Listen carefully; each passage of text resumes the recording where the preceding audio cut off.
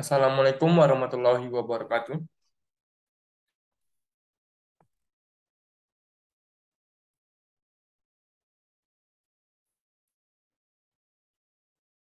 Saya Muhammad Zaki Fatur Rahman dengan NIM 210606150. Pada video kali ini saya akan melanjutkan tugas video statistika, yaitu mengenai bab 12, teori pendugaan statistik.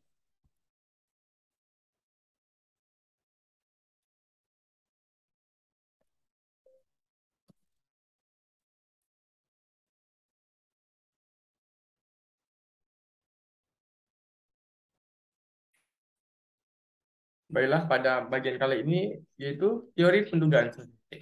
Untuk materi yang pertama yaitu pengertian teori dan penggunaan pendugaan. Mohon sebentar.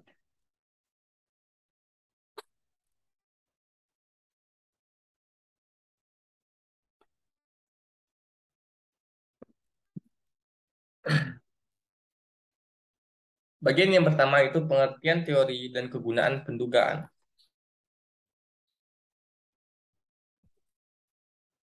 Penduga tunggal merupakan sebagai fungsi unsur dari populasi. Untuk, untuk contoh lebih lengkapnya bisa dilihat di gambar berikut.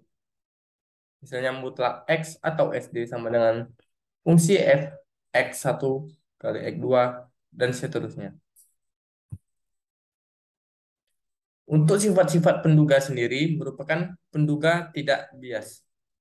Yang dimana maksudnya di sini penduga tidak dikatakan tidak penduga titik dikatakan tidak bias atau unbiased estimator jika di dalam sampel random yang berasal dari populasi rata-rata atau nilai harapan expected value value value value dari statistik sampel sama dengan parameter populasi atau n atau dapat digambangkan dengan e atau mutlak x sama dengan p.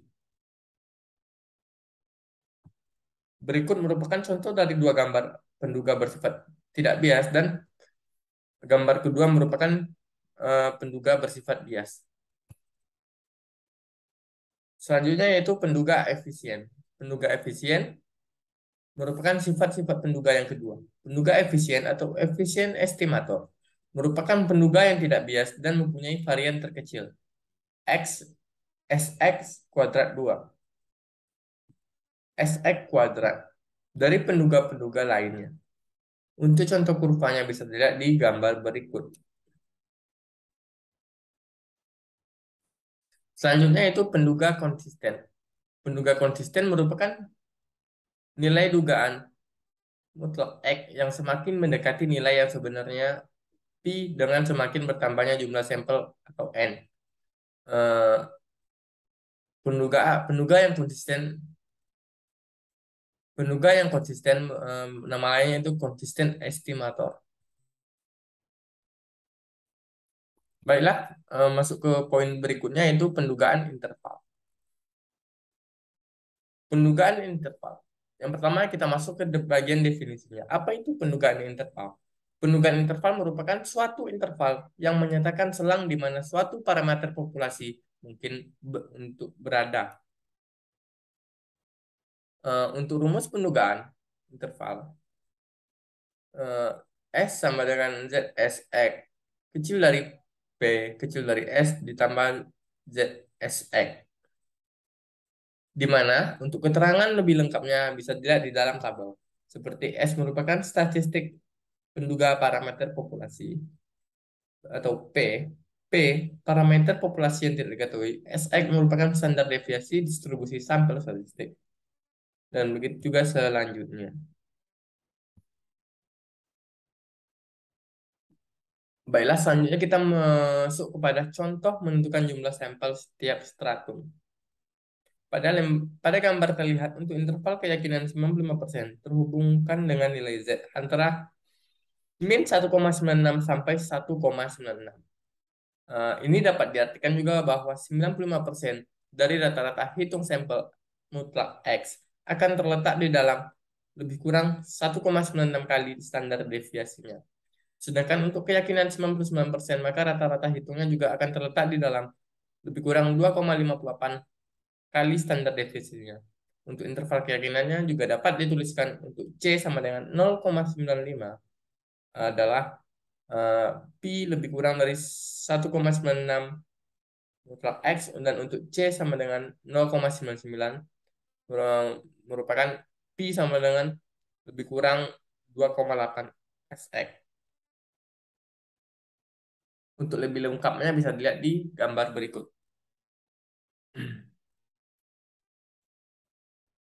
Untuk contoh kedua, terdapat luas kurva merupakan satu dan simetris, yaitu sisi kanan dan sisi kirinya luasnya sama, senilai 0,5 dan nilai C 0,95. Apabila dibagi menjadi dua bagian simetris, maka akan menjadi 0,4750 yang diperoleh dari 0,95 dibagi 2. Apabila digunakan tabel luas di bawah kurva normal untuk probabilitasnya, maka 0,475, maka akan diperoleh nilai Z sebesar 1,96.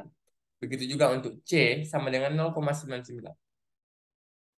Maka probabilitasnya yaitu 0,99 dibagi 2 dengan hasil sebagai 0,4950. Nilai probabilitas ini terhubung dengan nilai Z sebanyak 2,58. Setelah menentukan nilai Z, maka standar deviasinya dapat dibuat interval keyakinan dengan mudah.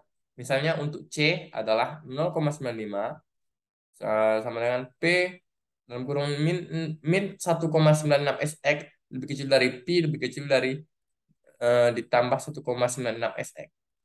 Maka untuk hasilnya itu 0,95, sedang untuk C sama dengan 0,99 adalah P lebih kurang mutlak X dikurang 2,58 SX kecil dari Pi kecil dari mutlak X plus 2,58 SX.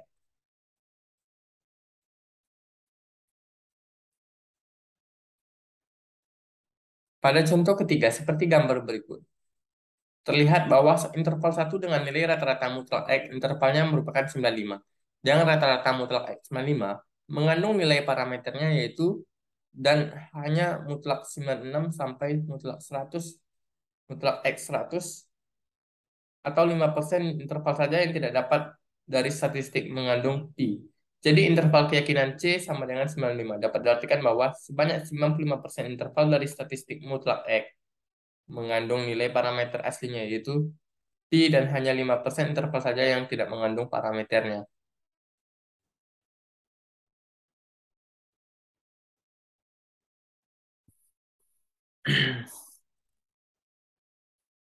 Selanjutnya kita masuk ke kesalahan standar dari rata-rata hitung sampel. Kesalahan standar dari rata-rata hitung sampel merupakan standar distribusi sampel. Standar distribusi sampel dari rata-rata hitung sampel.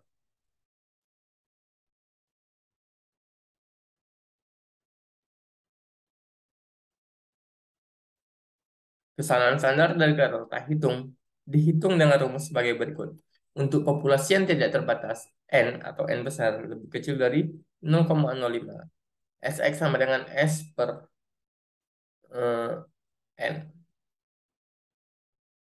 Akar N per akar N. Untuk populasi yang terbatas, N lebih dari 0,05. Sx sama dengan S per akar N.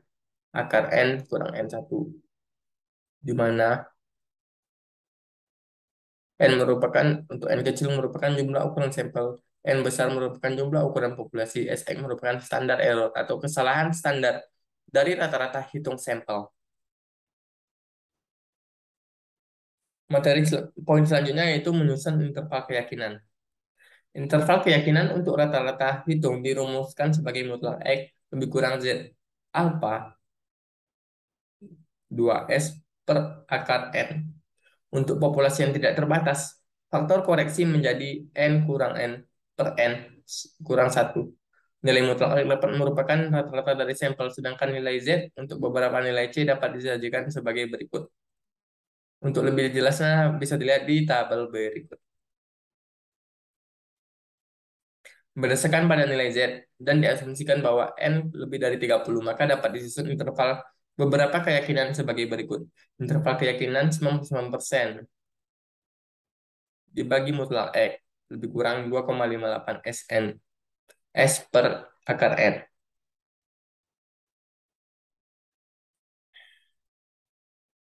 Interval keyakinan tersebut dapat juga digambarkan sebagai berikut.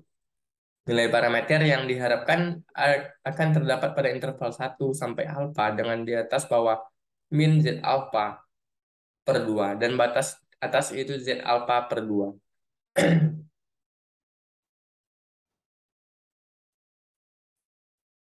Interval keyakinan rata-rata dan proporsi.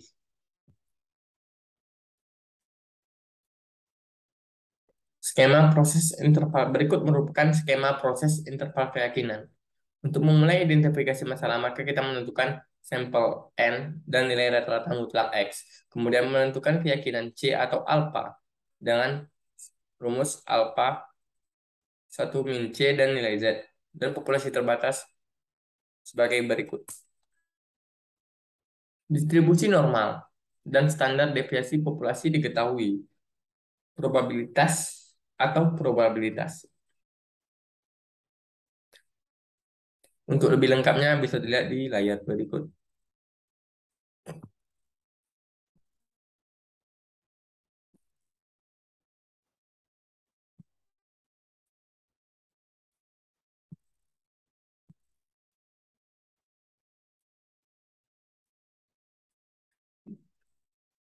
Standar error untuk populasi tidak terbatas itu Sx sama dengan S per akar N.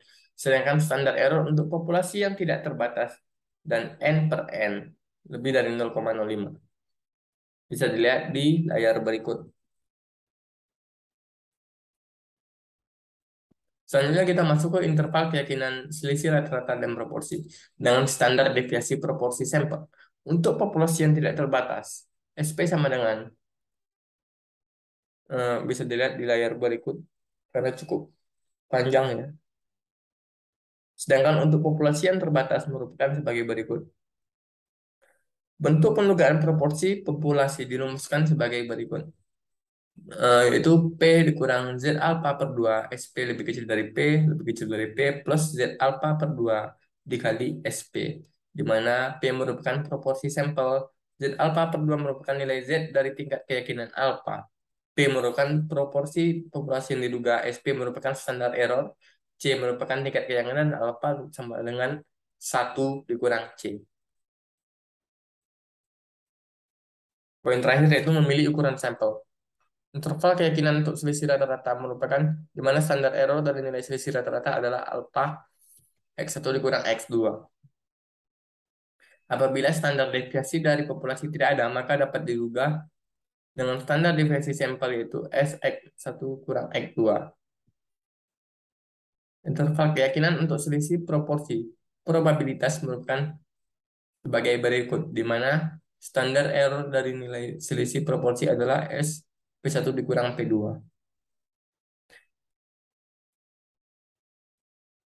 Faktor ukuran sampel. Faktor yang mempengaruhi jumlah sampel ada 3. Yang pertama, tingkat keyakinan yang dipilih. Yang kedua, kesalahan maksimum yang diperbolehkan. Yang ketiga, variasi dari populasi. Untuk rumus jumlah sampel dalam populasi dirumuskan sebagai berikut. N sama dengan mutlak Z alpha per 2 dikali omega per 3 kuadrat. Rumus tersebut diturunkan dari interval keyakinan sebagaimana diuraikan di layar berikut. Untuk mendapatkan rumus jumlah sampel dalam pendugaan, proporsi populasi dapat diturunkan sebagai berikut juga. Untuk lebih jelasnya bisa dilihat.